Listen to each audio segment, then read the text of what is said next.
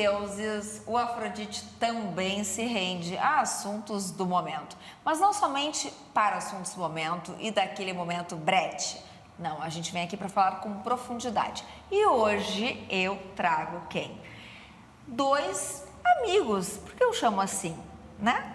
Fábio e Maurício, advogados criminalistas, que falarão comigo sobre o caso Deolane Bezerra, que é um caso que está babando por aí, mas a gente quer trazer não somente o que vocês estão recebendo, queremos trazer, sem mimimi, aquilo que, de fato, vocês, até o momento e até onde podemos, tivemos acesso.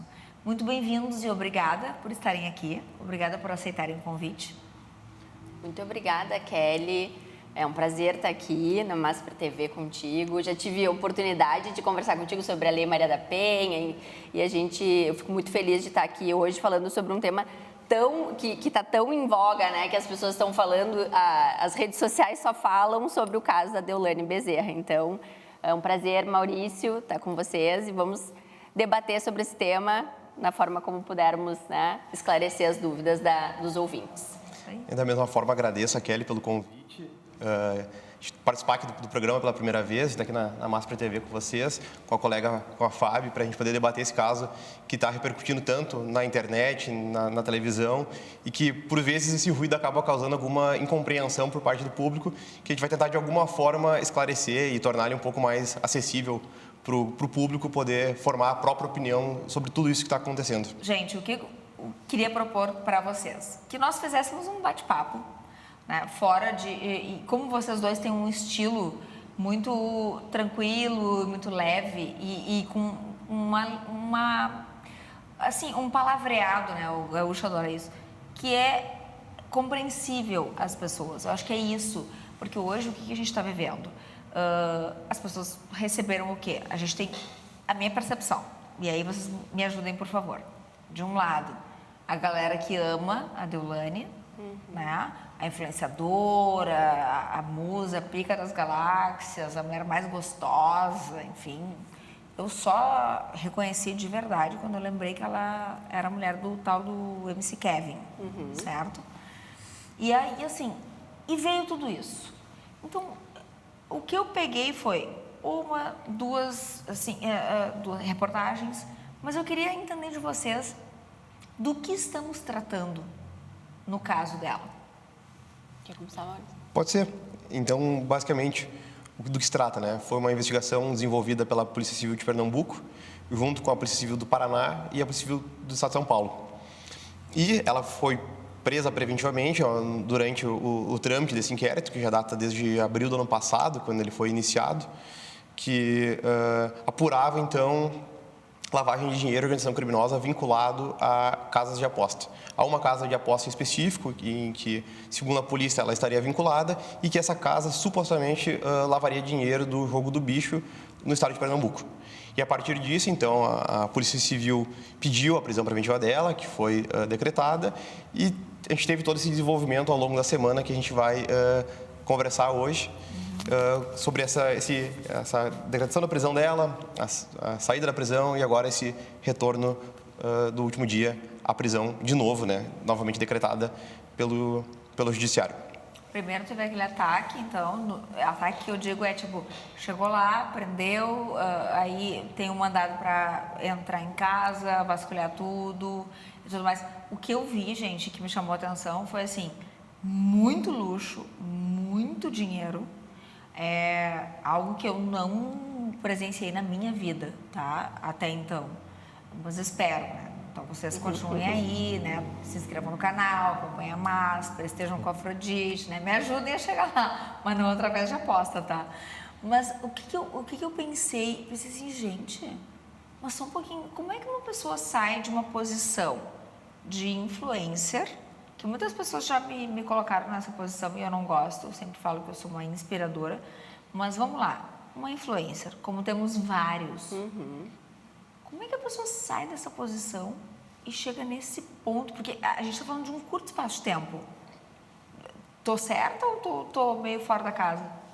Eu acho que sim, eu acho que ela... Eu também não conhecia ela, Eu sabia desse caso do MC Kevin, que tinha, né, falecido, caído, enfim, e eu confesso que eu não me aprofundei, e ela é uma colega, né, ela é advogada criminal, então, assim, ela tem uma banca de advogados que trabalham com ela, e, de fato, surpreende, mas uma operação desse porte é uma operação que ela já traz um escopo, assim, né, muito definido na minha ótica, porque tu não chega e bloqueia bens, apreensão de bens e valores em conta sem ter uma operação já bem estruturada. E as operações, essas mega operações, né, e nesse caso específico, eu acho que envolve uma pessoa que tem esse tom midiático muito forte, assim, então ela atinge um público muito grande. E tem isso, tem esse populismo, né? Tem isso tudo que é o escopo do que envolve o caso dela. Eu também não sei, porque a gente tem que esclarecer para o ouvinte, é um caso que está em segredo de justiça. Nós não tivemos acesso, então tudo que nós falarmos sobre isso é suposição, né? A gente não teve acesso ao conteúdo dos autos, nós não sabemos qual é o envolvimento que a Deolane realmente, efetivamente, ela é a mãe, tem nas ilicitudes que estão sendo apuradas, mas de fato essa prisão ela se deu e agora quando ela foi, né, deferida a medida de a prisão domiciliar, então agora ela teve a revogação dessa prisão domiciliar porque teria descumprido as cautelares. E, portanto, ela voltou, então, à prisão. Na minha ótica, um erro, porque eu entendo que poderiam, então, ter sido substituídas as medidas cautelares diversas da prisão. No quadro e no cenário, né, a gente não tem algo que possa trazer uma certeza de que ela vai obstruir a justiça, enfim, tem um cenário bem complexo nesse caso e que a gente ainda não tem, né? Talvez... Mas antes da gente fazer esse paralelo entre vocês, assim,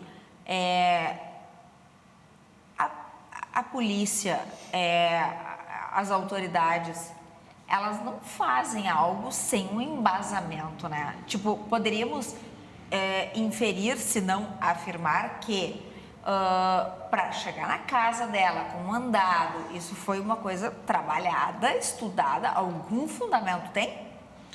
Assim, um dos requisitos para uma prisão preventiva é que existam indícios suficientes de autoria de algum crime, então que recaem sobre aquela pessoa, e que também exista prova da materialidade do crime, ou seja, existe um crime, correto, temos prova disso, agora, quem praticou este crime? A polícia tem que apurar a autoria, pelo menos tem que angariar indícios da autoria desse crime, e a partir disso vai formular um pedido ao Poder Judiciário. O Ministério Público vai ser intimado a se manifestar também sobre esse pedido, e aí, com base nesse pedido da autoridade policial, do delegado de polícia, via de regra, né, com o parecer do promotor que ficar responsável pelo caso, aí sim, com base nisso, que o juiz vai decretar a prisão preventiva. E fazendo o link com o que a Fábio falou, não é necessário apenas que existam indícios de que aquela pessoa praticou determinado crime, mas também de que aquela pessoa, em liberdade, ofereça alguma espécie de risco. Isso torna a questão da... Exato, isso torna a questão da prisão tão complexa, como a Fábio bem colocou, porque precisa ser verificado não só esses indícios e a prova da materialidade, mas também se essa pessoa em liberdade oferece algum tipo de risco, seja a futura instrução do processo, seja a aplicação da lei penal, naqueles casos onde a pessoa dá indícios de que pretende fugir, se ela está constrangendo alguma testemunha. Esse tipo de risco, concretamente, de forma objetiva, tem que ser explicitado pela autoridade policial ou pelo Ministério Público. Tá, mas aí, por exemplo, a Fábio trouxe a questão que, na visão dela, a prisão domiciliar, né, se aplica? Eu acredito que sim, eu acredito que alguma das 9 opções que nós temos no 319 teria um enquadramento no caso dela, né? Não precisaria revogar essa medida cautelar de domiciliar e colocá-la de novo no sistema carcerário. Nós temos um problema, né? O direito criminal, o processo é a última ratio. Nós estamos ali banalizando e trazendo, assim, são crimes de gravidade, devem ser com certeza apuradas todas as provas que se tem, mas há necessidade necessidade efetiva de mantê-la presa? Esse é o questionamento. Mas ela aí tem um filho menor, né, Kelly? Pois é, mas aí pensando assim, nós temos filhos, a gente estava falando sobre isso ali no camarim. Mas, por exemplo, o fato de ela estar em casa, ela teria liberdade de produzir conteúdos em nas redes sociais. E isso não fere, não vai contra, não deixa... ou ela tem, de alguma forma, está em prisão domiciliar e não pode produzir conteúdo. O que a gente falou antes ali, estávamos conversando, é que uma das cautelares era que ela não poderia se manifestar publicamente. Tá. Então, esse descumprimento, em tese, que é o que eu estou vendo na rede social também e no que é publicizado, ele se deu a revogação em razão disso, dela ter se manifestado. Né? Então, bom, vamos analisar. Precisa realmente revogar a prisão dela, a prisão domiciliar e colocá-la de novo presa? Eu acredito que não, eu acho que é um excesso. Né? Nós estamos realmente, na minha ótica, é uma banalização. Nós temos que avaliar o caso concreto, mas ela colocaria, então, em risco, né? Ela iria fugir. Nesse caso, eu li que outros réus, né? Outras pessoas que também estão no escopo da investigação estariam foragidas. Então, tem uma outra pessoa que é um grande mentor ali da operação, do crime, né, organizado, que é isso que se diz, né, lavagem de dinheiro. Então, teria uma organização criminosa em razão dos jogos ilegais. Ela alega que, de fato, ela fazia publicidade e que ela era paga para isso, enfim. No meu entendimento, ela era contratada pelo PCC, uma facção criminosa de São Paulo. Então, assim... É precoce, assim, né? Tipo, tudo que nós falarmos é precoce, mas eu entendo assim, tu perguntaste e muito bem colocado. Eu já tive casos de abuso, sim, de mandado ser cumprido em local errado, em local diverso do que era, e a pessoa ter ali apreensão de equipamentos dela e que não era um objeto, o endereço estava errado e é cumprido o mandado. E depois tu tem que pedir restituição. Até tu provares que aquele bem não era para ser apreendido, enfim. Então existe um problema.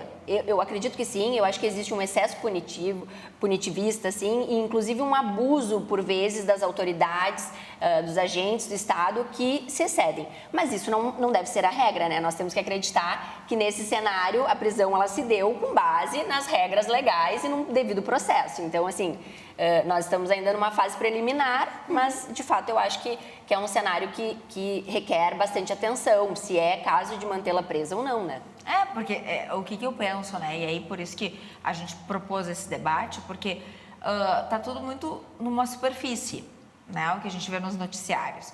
E o Afrodite, ele se propõe a se aprofundar. Então, assim, o aprofundamento, ele nem que seja para conjecturar e pensar juntos e trazer também essa lucidez para os nossos espectadores, porque a gente está muito acostumado a ler, pegar bordões ou notícias ou chamados e não sei o quê, e aí virou. E replicar, né? E aí virou isso. Então, a semana passada virou isso.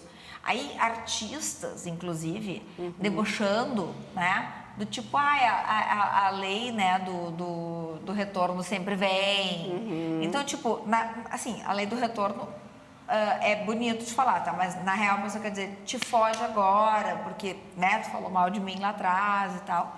Então, eu fico pensando, alguma coisa a pessoa provoca também em alguém, e não estou dizendo que por intenção, mas aí a gente poderia falar de um comportamento, e aí trazendo para a minha área, que é a psicologia, né, oriunda, mas assim, poderia falar que esse comportamento incomoda e daí por isso gera mais?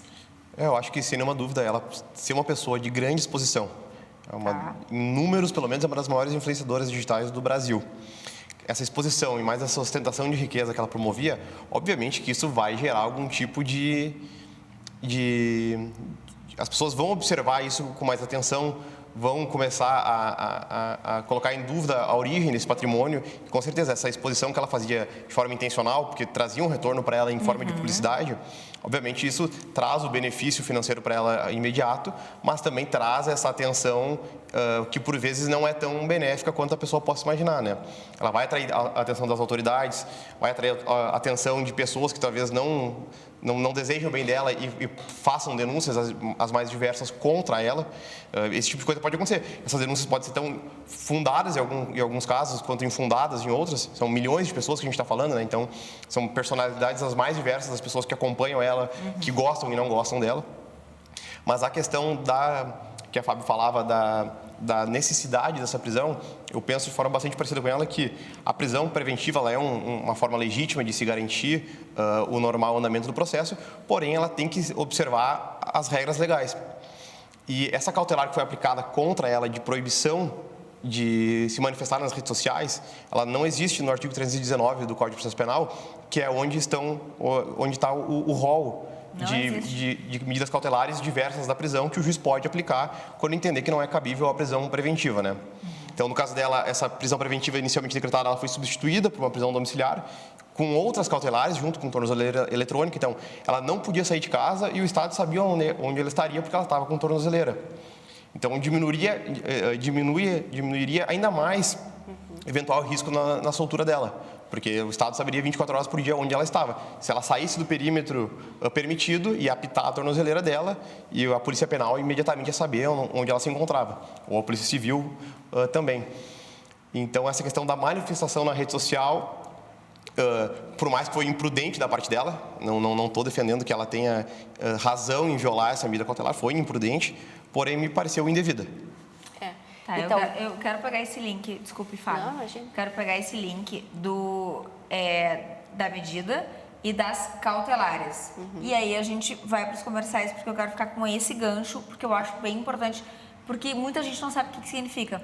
Tá, mas, gente, fiquem aqui, porque além de tudo o papo tá quente com esse nosso cenário maravilhoso e com os convidados de milhões. Dá pra gente. Segura aí.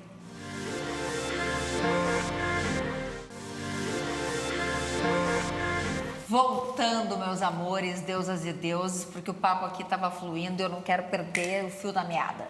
É o seguinte, a gente falou de um mandado, né? Porque as pessoas confundem mandado e mandato, então faz pro dicionário, né? Ou bota no Google ali, fica tranquilo, tá?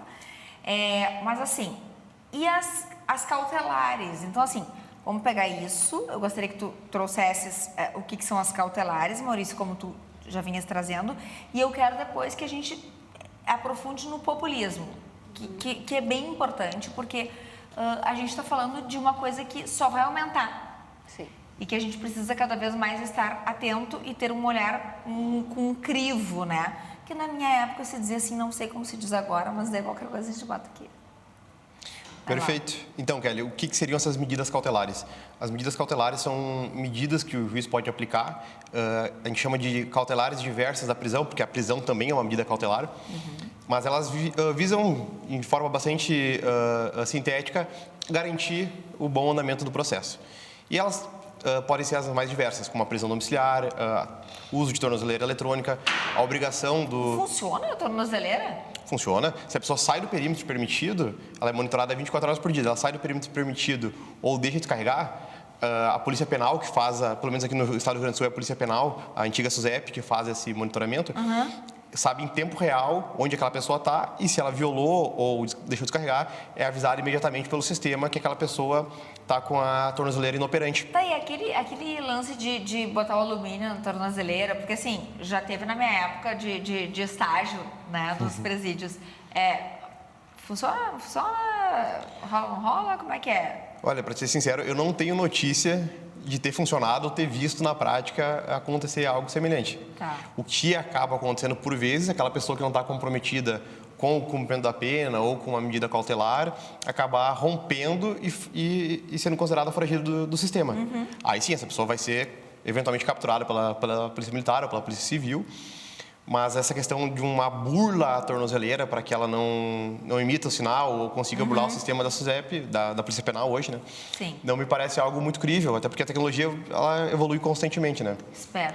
Então, sempre são listadas novas tornozeleiras, novos equipamentos, cada vez com um sinal mais forte e melhor.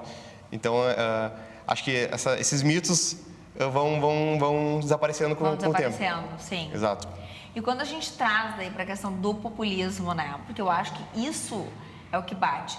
Porque quando a gente fala sobre isso, eu acabo me colocando nesse lugar e pensando assim, tudo bem, e se eu fosse contratada, como já fui abordada por inúmeros né, sites e, enfim, nem sei como falar, perfis de apostas, né, o jogo do tigrinho, né, esse negócio aí. Então, o que acontece? Eu já fui abordada por N plataformas. O que eu penso? Daí entram, né, os valores das pessoas. E vocês, como advogados, devem viver num limiar entre os valores e aquilo que, né, a lei, os valores das pessoas e o que dá para chegar no meio termo, imagino eu. Então, gente, o que eu fiz, tá, em todas as vezes? Eu não acredito.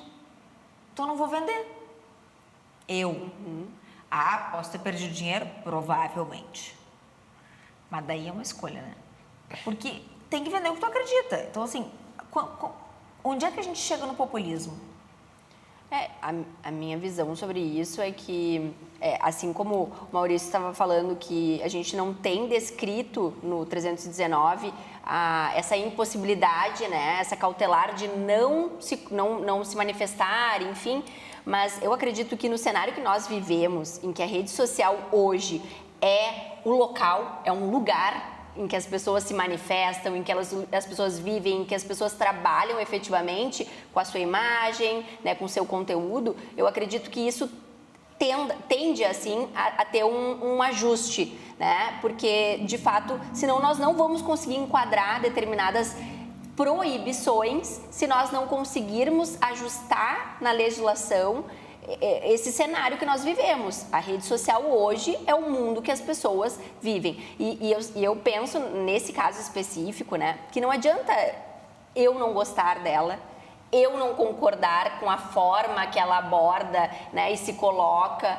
Existem colegas de todas as formas, existem colegas... E a gente acaba... Assim, a minha opinião pouco importa a respeito disso, né, Kelly? É a forma que ela se sente bem, que ela quer. Então, enfim, o que a gente tem que trabalhar, o que a gente tem que pensar é que no cenário processual, isso tudo está dentro da lei, o escopo, né, dessa prisão, ela está embasada, ela tem realmente, e isso é o que a gente traz. Infelizmente, o populismo penal, esse cenário, né, de megas operações, assim, ele nos traz uma visão em que a sociedade faz com que o agente público responda. E isso é um problema. Porque eu não quero acreditar que isso acontece, mas num cenário de uma operação desta magnitude, né, em que em todos os meios de comunicação falam sobre isso diariamente, em que essa resposta não tenha que ser dada. Como é que o magistrado não vai revogar a prisão se ela foi lá e descumpriu uma cautelar? Quando vocês trazem isso, o que me vem num primeiro momento? Vem assim, ela está exposta, então até que ponto as pessoas não ficam tendenciosas?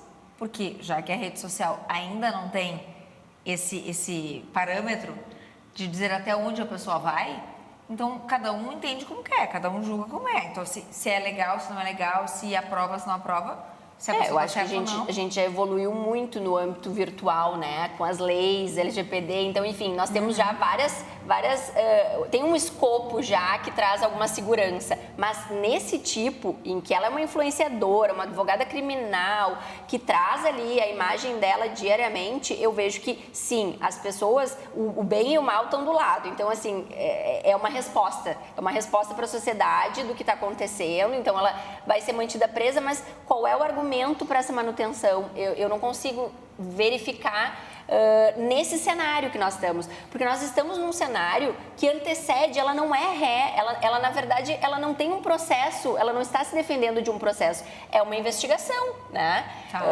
Então, ainda estamos numa fase preliminar, não sei, Maurício, o que tu pensa sobre isso? Como a Fábio falou, o que me causa causa uma certa compreensão do porquê que essa resposta tão vigorosa quando é contra pessoas que são publicamente expostas, como é o caso dela, que a gente tem que lembrar, o juiz é um ser no mundo, o promotor, o agente policial, E a gente vive numa sociedade de expectativas. E a rede social amplifica em muito isso. Então, existe uma expectativa social de que o Estado vá combater a criminalidade, que é uma expectativa legítima. E quando a gente se depara com uma investigação contra uma pessoa que desperta paixões para o bem e para o mal, e muita gente que gosta, muita gente que não gosta dela, poucas pessoas... eu ainda me considero indiferente, porque nunca acompanhei o trabalho dela, mas muita gente gostava dela e muita gente odiava ela. Existe uma expectativa social muito grande sobre esses agentes públicos. Então, quando há uma... Por mais que eu considero, particularmente, uma cautelar que foi imposta para ela de forma ilegal, porque não prevista em lei, ainda assim, quando ela desrespeita essa cautelar de maneira imprudente, eu acredito que o melhor, naquele momento, seria ter respeitado, e se quisesse contestar essa cautelar, que contestasse recorrendo dentro do próprio judiciário, recorrendo da forma adequada. Quando ela desrespeita essa cautelar, acho que o magistrado responsável fica... de certa forma, até pressionado a fazer cumprir a decisão inicial dele, que era, em caso de descumprimento de alguma medida cautelar, que ela acabou descumprindo ao se manifestar, não devidamente, tipo... ele ter que, então, novamente decretar essa prisão preventiva. Que, assim como a Fábio, eu também entendo que não seria algo necessário, porque não apresenta risco em liberdade, ela não praticou nenhum novo crime naquele breve período que esteve em liberdade. Tem essa questão dela ter tido a domiciliar concedida porque ela tem um filho menor de 12 anos, e que é uma causa prevista em lei para mães de filhos menores de 12 anos. Criminal, né? É uma coisa... Porque na entrevista que eu assisti, ela trouxe que ela defendeu alguns criminosos. Bom, gente, advogado criminal, né? Já vamos começar por aí. Primeiro, vamos tirar o preconceito, vamos limpar a tela e vamos fazer o seguinte. Né? E ele é forte. Tipo, que bom que vocês trouxeram isso, porque assim, então o advogado criminal defende é um criminoso, bandido. é um sem vergonha também. É tipo isso, né, na realidade. Aí eu penso, gente, mas não, na verdade, eu estudei numa universidade, um hub, digamos assim, da UBRA, em que era todo mundo junto. Então, para mim, isso era uma coisa muito tranquila, né? Uma escolha. E acredito que se eu tivesse feito direito, eu teria ido para a área criminal também. Porque todo mundo tem uma motivação, seja ela, ou é saúde mental, ou é a questão de vida, ou não é. Ou a pessoa nasceu assim, tá tudo certo. O ponto não é esse, porque a gente não pode julgar, assim como a psicologia. Então, acho que é onde a gente se encontra. Nosso ponto de encontro é um não julgamento. Mas eu começo a pensar em outras coisas. Assim, quando eu olho para essa situação dela, com a minha mini lupa, porque nem é perto do que vocês têm acesso e conhecimento, eu venho com uma coisa assim, com um ranço, que é a história que eu estava comentando com vocês do camarim, que eu acho legal trazer para todo mundo. Se eu quero, enfim, tivesse aceitado algum dos convites, né, lá para promover algum negócio de aposta, sei lá, tá. Aí entram na minha casa um dia de madrugada e eu tô lá tranquila, não fiz nada de errado. Eu vou entrar, assim, embora achando uma merda, óbvio, vou entrar no camburão, né, como se dizia, mas eu vou entrar lá na viatura, vou para a delegacia, vou responder e tá tudo certo, porque eu tô tranquila. Minha consciência está tranquila. O que me incomoda, e aí eu queria realmente a percepção dos advogados criminais. Por que o ser, tanto o inocente quanto o criminoso, ele entrou no camburão, na viatura, na puta que pariu, ele entra e daí os caras vão lá e vêm filmar e eles vão se escondendo. Eu teria feito, pessoal, já volto, estou indo esclarecer. Eu teria feito isso, porque eu não devo nada. Aí, quando uma pessoa faz isso, a mim, Kelly, ser humano, esquece a psicóloga, esquece... Eu penso, alguma coisa tem. Ela fez isso? Ela fez. Eu não cheguei a assistir, mas eu penso que é uma questão muito particular de personalidade de cada um.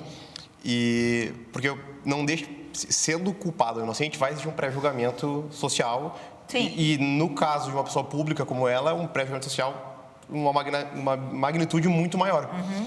Então, a sensação de vergonha, de constrangimento é natural. Qualquer pessoa está sujeita a isso. E, É uma exposição, né? É uma exposição. Negativa, então Eu acho que é pelo negativo, né? que talvez seja uma reação automática do ser humano, essa situação de se esconder, mas no caso dela, eu visualizei que ela está muito diferente do que ela aparece na rede social. Esse é o meu Então ponto. também tem uma imagem que está bem fora do contexto do que ela se apresenta, né? Tá sem maquiagem, ela não tá com toda aquela ostentação que ela tem e que ela demonstra. Isso porque eu olhei lá no Google, tu coloca o nome e tu vê. E daí quando tu vê ela sendo conduzida, é uma outra pessoa. Não, e é uma situação de vulnerabilidade, né? Ela está tendo a privacidade dela invadida, por mais que de forma legítima, havia um mandado de busca e apreensão. Sim. A gente não contesta a legitimidade disso, Sim. porque se há um mandado de busca e apreensão, é uma forma legal de se buscar provas numa investigação criminal. Mas ela, enquanto pessoa, está tendo a privacidade dela violada, ainda que de uma forma legal. E a pessoa está numa situação de vulnerabilidade. É natural que eu acho que a pessoa vá se sentir constrangida e humilhada, independente da legalidade ou não daquela situação. E o processo penal por si só, tem um professor muito famoso aqui de Porto Alegre, o professor Auri, sempre dizia que o processo penal por si só já é uma pena. Então, a pessoa está respondendo uma investigação criminal já é uma pena enorme na vida daquela pessoa, uma angústia muito grande. Então, nessa medida, é compreensível que a pessoa vá se sentir envergonhada e até humilhada por uma exposição dessa natureza. É que eu acho que também as pessoas, o imaginário social, ele é muito superficial, né? Eu acho que as pessoas não têm ideia do que é responder um processo criminal, do que é ter a sua liberdade privada. Então, é muito sério. Ela realmente deveria ser vista como uma última ratio, como a última opção que o sujeito tem. Não tem condições dessa pessoa ficar em liberdade, ela tem que ser encarcerada. Esse é o ponto fundamental. O que a gente vê é o contrário disso. Prende e depois a gente analisa o que está acontecendo, porque afinal de contas é um risco, então a gente precisa ter essa situação de uma forma, de uma resposta, mas a palavra seria mais... é um escopo muito, muito grave, assim. Eu sempre falo que as pessoas trazem que bandido tem que ser preso, que as pessoas não têm que ficar, e as pessoas não analisam, né? E é isso, a gente que advoga na área criminal, eu não julgo, eu analiso o caso e eu tô junto com a pessoa para encontrar a solução, para verificar quais são as possibilidades que nós temos e juntos trilharmos um caminho.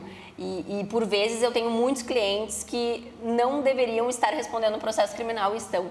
Esse é o ponto, né? Acho que ninguém está livre de responder a um processo criminal. É muito fácil, embora triste, que uma pessoa responda a uma acusação infundada. Tem muitos processos que vão para frente apenas com a palavra de uma testemunha, de uma vítima, e que muitas vezes é um relato legítimo, mas por vezes também é um relato que busca prejudicar outra pessoa. Entendi. Eu quero pegar esse gancho antes de chamar os comerciais, para que a gente, no próximo bloco, faça um meio a meio aqui do que estão acusando a Deolane e o que o Nego Di foi acusado. Porque eu acho que conversa um pouquinho de alguma forma. Mas é sobre isso. Fiquem aí, porque tem mais.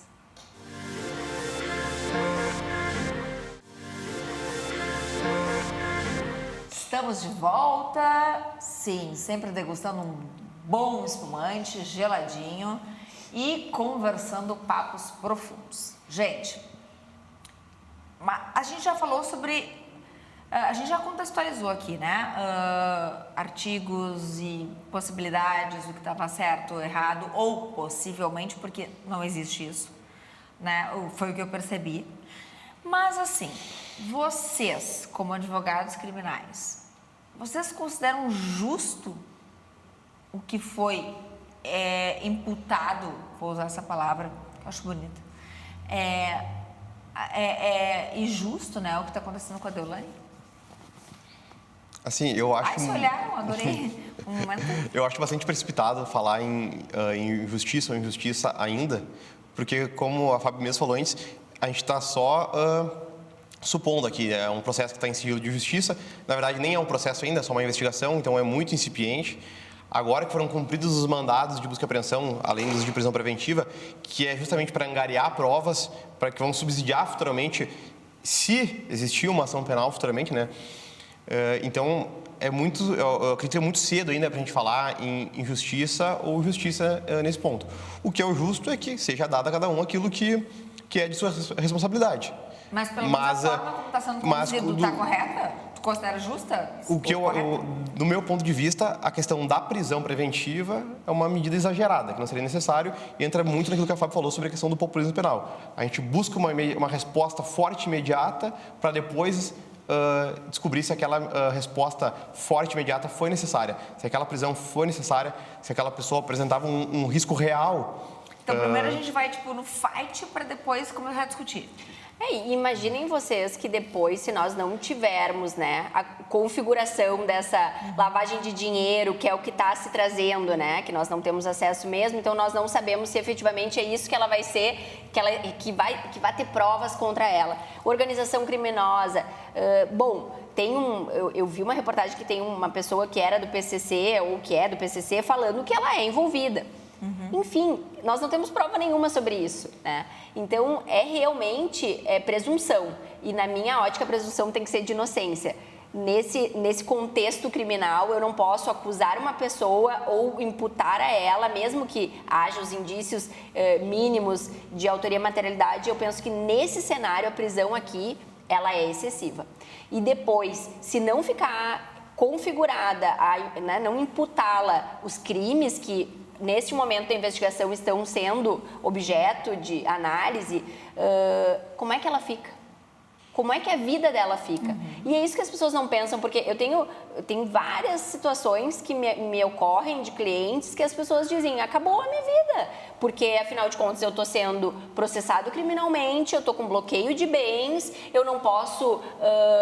Tem casos de licitação que as pessoas ficam proibidas, que é uma das cautelares também, não licitar mais em determinados campos, né, da área criminal, eu que tenho várias situações assim. Então, a pessoa fica com uma restrição e depois, se ela não for condenada no final do processo, como é que a vida dessa pessoa fica? Porque isso não muda. A pessoa carimbo, acabou. Assim, a pessoa vai voltar de uma outra forma, mas o que ela passou, o que ela enfrentou, se foi injusto, realmente isso não apaga. E o Estado não vai ressarci-la. Porque isso tem que ficar muito claro. Não existe valor para ressarcir a liberdade da pessoa, né? E tampouco o que ela sofreu com uma condenação precoce das pessoas. Porque isso envolve todo mundo apontando o dedo e dizendo, é sem vergonha, porque afinal de contas tem 12 mansões, uma em cada ponto do mundo, são carros, né, de valores altíssimos, enfim, eu não sabia de nada disso, eu não seguia a Deolane, acho que é uma pessoa diferenciada, realmente a gente estranha, né, são valores que a gente pensa, isso é fruto do quê? Não, ela virou uma empresária, né, ela virou uma empresária, se ela é empresária do ramo do jogo lícito, que é o que ela alega, que ela faz, né, que ela tem uma empresa também de jogos, que ela é dona, se ela fazia publicidade e ganhava... Enfim, o que de fato nós temos hoje é uma prisão baseada num cenário que não tem definição ainda. Mas a gente poderia fazer um paralelo, como eu falei no bloco anterior, assim, do que ela está vivendo e do que o Nego Di viveu, no sentido de... O que eu vejo... Eu vou falar minha posição, até para ouvi-los. Nego Di se pronunciou muito, se colocou... Deixou claro que não tinha isso, que não tinha aquilo, que ele não devia para ninguém, etc e tal. Ponto. Mas estava ali, né? Até porque nós vivemos uma enchente, todo mundo sabe, né? E ele esteve muito à frente disso aí. Aí a gente recebeu em seguida a prisão. E foi uma prisão preventiva também, né? E, gente, mas prisão preventiva que tá durando, tá durando, porque estão entendendo que tem provas. Onde é que isso se conecta? O que eu estou querendo perguntar? O jogo ou vender eletroeletrônicos tá junto? Tá na mesma... Na leitura de vocês, tá na mesma proposta de... Como é que eu posso dizer? Enganação? Como é que fala isso? Um estelionato? Me ajudem, porque isso. Eu não sei falar. É que eu acho que as semelhanças dos dois casos, claro, por mais que cada um vai ter um tipo penal, um crime descrito na lei diferente de um para o outro, acho que a semelhança vai mais da forma como ambos cresceram na internet, se posicionaram na internet e fizeram disso o seu sustento e lucravam muito bem com isso. E não tem nenhum problema, não é errado ganhar dinheiro com a internet, desde que de forma lícita, né? E no caso do Nego Di, que bom que tu trouxeste, Kelly, me parece também que a gente acaba voltando, sempre andando em círculos e voltando naquilo que a Fábio falou do populismo penal. O Nego Di, por ser uma pessoa exposta, uma pessoa famosa, que falou muita coisa naquele período das enchentes, e a gente concordando ou não, eu não concordo com muita coisa que ele falou. Ainda assim, eu considero que a prisão dele, por aquilo que estão acusando ele, de forma preventiva, também me parece excessiva. Porque ele poderia responder ao processo em liberdade, poderiam ser impostas cautelares contra ele, essas cautelares existem já para evitar qualquer risco ao processo e, na maioria dos casos, elas não são suficientes naqueles exemplos que a Fábio deu, quando aquela pessoa precisa, de qualquer forma, ser posta dentro da prisão, porque ela, fora dela, apresenta um risco às pessoas. Não acredito ser o caso da Deolane e nem o caso do Nego Di. Mas acho que os casos se assemelham por duas razões. Ambos são pessoas midiáticas que fizeram o nome na internet e ambos tiveram prisões preventivas decretadas de forma excessiva porque poderiam ser substituídas por outras cautelares que seriam suficientes para ambos os casos. No sentido de não representar risco de vida, esse tipo de coisa? É uma pessoa perigosa, né? Preventiva tu tem que prevenir que essa pessoa não delinqua, não ofereça risco à sociedade, que ela não vá obstruir a justiça. Então, nesse cenário, existe um crime que, na minha visão, também está muito bem configurado do Nego Di, né? De ter ofertado, vendido e não entregue, né? E ter ali exposto isso como se fosse um grande auxiliar, digamos assim, da catástrofe que nós vivemos no Rio Grande do Sul. Infelizmente, é triste saber, né, que as pessoas usaram a sua imagem, o seu poder da comunicação para esta finalidade tão desvirtuada. Eu acredito que ele deva responder o processo e ter, né, a reprimenda necessária, que seja adequada ao crime que ele cometeu, mas, de fato, é necessária a prisão dele. Voltamos a falar, ele vai sair de lá, ele tem risco de matar alguém, ele tem risco de voltar a delinquir-se. É algo muito grave que nós temos e que nós estamos banalizando. Nós estamos banalizando a prisão, porque a Deolane, o Nego Di são pessoas públicas e que eu não acredito que ofereçam risco à sociedade, assim, um risco inerente, né? Que as pessoas realmente estejam preocupadas com isso. As pessoas querem que ele fique preso, porque afinal de contas, ele é um bandido, né? Se sentiram lesadas. Mas daí, tudo bem. Vamos pensar no povo que se sentiu lesado. Se sentiram lesadas? Não, foram lesadas. Foram lesadas. Tudo bem. Ok, isso a gente já tem provas, etc. Mas assim, pensando no que a gente viveu, da catástrofe, pensando que o Rio Grande do Sul é uma galera, assim, mais contida, que não vai, né, pra briga, que não vai falar as coisas sem mimimi. Ele foi um grande comunicador, na minha opinião, de várias coisas. E de muito, ele trouxe muita ajuda. Sim. Como, através entregou, não entregou, depois do que ele prometeu, eu não sei, eu estou falando especificamente. E aí ele trouxe, tipo, merdas, assim, ele literalmente drenou o troço e trouxe as merdas. Desvirtuou, no meio do caminho ele saiu do trilho, né? Podia estar bem, né? E agora, fazendo só um gancho, né? Nesse tipo de crime, as pessoas poderiam ingressar com uma ação de dano moral, buscar no cível o ressarcimento do que elas foram. Não no criminal. Então, por que tem que ser o crime a responder a todas as mazelas da sociedade, né? Nós estamos sempre buscando o crime porque o criminal, ele é duro, né? A pessoa sente, Deus, né? Ele move paixões, né? É sanguíneo. Então, as pessoas precisam enxergar que, não, bandido tem que ser preso, porque, afinal de contas, é um criminoso. Então, e não tem eu acho que a gente não consegue fazer um nivelamento do que é necessário para uma prisão. Então, acaba que todo mundo entra no mesmo saco e todo mundo se torna réu num processo antecipadamente, quando ainda não são, né? Porque, Exato. de fato, é isso que está acontecendo. E o que a gente, acho que até a Fábio vai concordar comigo, provavelmente, a gente não está defendendo que ninguém seja preso em nenhuma circunstância. Ou que crimes sem violência não gerem prisão.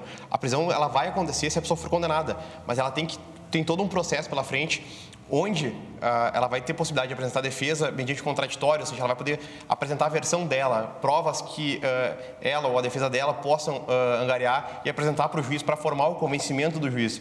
E para que só ao final, quando o juiz puder analisar tudo, os dois lados da história, as provas que ambas as partes reunirem, tanto a polícia e o Ministério Público reunirem, quanto a pessoa acusada também puder reunir, com base nisso, o juiz vai dar uma sentença e se ele entender que as provas que o Ministério Público apresentou são mais convincentes e provam aquilo que o Ministério Público está alegando, a prisão ela vai ser legítima. Isso não é um problema.